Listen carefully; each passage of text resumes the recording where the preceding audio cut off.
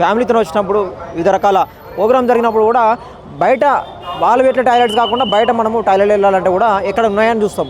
కానీ ఉన్నా కూడా ఎట్లున్నాయి చూడొచ్చు మన పరిస్థితి, ఎంత గలీజ్గా ఉన్నాయి చూడొచ్చు. దీన్ని ఉండాలంటే దాని దగ్గరికి పోకుండా ఉంటాం మనం. సో ఆ లోపల వెళ్ళే టాయిలెట్ కూడా మొత్తము ఆ వాష్రూమ్ మొత్తం నిండిపోయి ఉన్నది.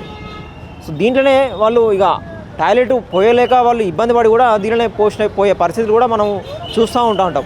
సో ఏ విధంగా మొత్తం పేరుకపోయిందో అసలు టాయిలెట్ లాగా కాదు కదా. అవసరమైతే ఈ టాయిలెట్ అనే పేరు బిల్డింగే ఏదైతే ఉన్నదో ఈ బిల్డింగే వేరేలాగా మారిపోతా అన్నట్టు, ఏది అంత చెత్త పేరుకపోయి. సో అట్లా ఈ గ్రౌండ్లో ఉన్న 4 టాయిలెట్స్ కూడా పరిస్థితి మొత్తం అట్లనే ఉన్నదన్నమాట. ఏందే ఇప్పుడు ఇబ్బంది వస్తే టాయిలెట్ ఎట్లా పోసుడు?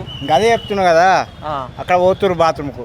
ఎక్కడ పోతారు? అక్కడ పక్కకు చెట్ల కింద ఈ ముంగట ఇలా పోస్తే ఇబ్బంది, అట్లా చాలా ఇబ్బంది అవుతుంది వీటికి. ఎప్పటి నుంచి చేస్తారు మీరు? ఇప్పుడు బట్టి నుంచి చేస్తున్నాం, 10 రోజుల నుంచి చేస్తున్నాం.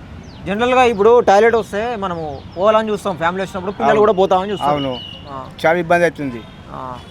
ఇక్కడ ఏం లేవు పరిస్థితులు, బాగాలేవు. ఎప్పుడు క్లోజ్ అయ్యి ఉంటాయి దాదాపు ఇవి?